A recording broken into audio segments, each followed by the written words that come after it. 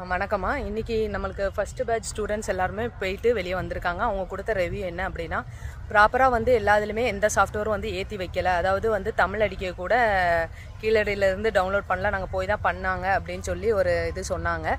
அது மட்டும் இல்லாமல் தியரி வந்து கொஞ்சம் மேம் கொஞ்சம் யோசிச்சு எழுதுகிற மாதிரி இருந்தது அப்படின்னாங்க. அதாவது படித்த இதில் இருந்து வரல, பட் ஆனால் ப்ராக்டிக்கலாக நம்ம பண்ணுறதுல வச்சு எழுதுகிற மாதிரி இருந்தது. ஓவராலாக தியரி கொஞ்சம் நம்மளுக்கு ஒரு மாதிரி தான் இருந்தது, கஷ்டமாக இருந்தது. ஆனால் ப்ராக்டிக்கல் பண்ணி புரிஞ்சு படிச்சிருந்தா எழுதுகிற மாதிரி இருந்தது. நாங்கள் அதுக்கப்புறம் வந்து உங்களுக்கு டைப் வந்து எப்படின்னா, இங்கிலீஷ் முடிச்சாச்சு, 10 நிமிஷம் முடிஞ்சதுக்கப்புறம் திருப்பியும் 50 நிமிஷம்னு ஸ்டார்ட் ஆகுதுன்னாங்க. ஆனால் இந்த பிரச்சனை வந்து ஃபஸ்ட்டு வெப்சைட்டில் இருந்தது. ஆனால் நீங்கள் 10 நிமிஷத்துக்குள்ளே என்ன அடிச்சிங்களோ அந்த மிஸ்டேக் தான் வந்து முன்னாடி எடுத்தது. அதே மாதிரி இதுவும் இருக்கலாம். அதுக்கப்புறம் வந்து அவங்க சப்மிட் கொடுத்த பிறகு தமிழ் வந்து என்ன அப்படின்னா, உங்களுக்கு அதுவுமே அப்படி தான் ஃபுல் அண்ட் ஃபுல் வந்து என்ன சொன்னாங்கன்னா, சில நேரம் ஸ்பீடாக போயிட்டு அப்படிங்காங்க. அது வந்து ஸ்டூடெண்ட்ஸ் வந்து நிறைய பேர் அப்படி சொல்கிறாங்க.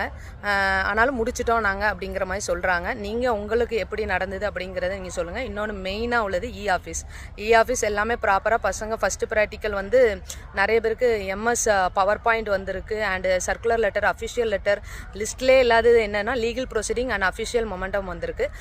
நியூஸ் லெட்டர் அந்த மாதிரிலாம் வந்திருக்கு. அது எல்லாமே எப்பவும் போல் நம்ம சொன்ன மாணிக்கே இ-ஆஃபீஸில் அப்லோட் பண்ணணும். எக்ஸ்ட்ரா ஃபைல் சப்மிஷன் இருந்திருக்கு.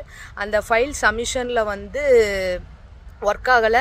இன்னொன்று வந்து இன்டர்நெட் சர்வர் எல்லாமே ரொம்ப லோவாக இருந்துச்சு அப்படின்னாங்க. அதை சேவ் பண்ண முடியலை, எரர் காட்டிட்டு.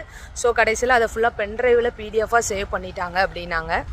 பென்ட்ரைவில் வந்து பிடிஎஃபாக வந்து சேவ் பண்ணி அதை வச்சுருக்காங்க. அதை பார்த்து இது பண்ணுவாங்க அப்படிங்கிற மாதிரி சொன்னாங்க. கடைசியில் சப்மிட் ஆகலை அப்படிங்கிற பிரச்சனையை வந்து சொன்னாங்க. இ-ஆஃபீஸ் வந்து கொஞ்சம் எரராக தான் இருக்குது. சில பேருக்கு இ-ஆஃபீஸ் மட்டும் கொஸ்டின் கேட்ட மாதிரியும் சொல்லியிருக்காங்க.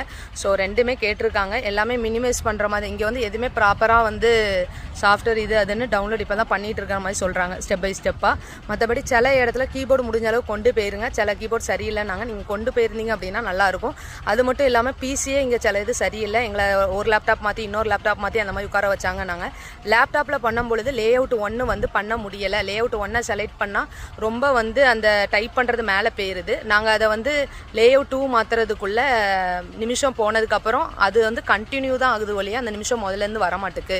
அதுலேருந்து கண்டினியூ ஆச்சுன்னு எங்களோட ஒரு பொண்ணு சொன்னாங்க. ஸோ அதுலேயும் முடிச்சிட்டேன் நாங்கள்.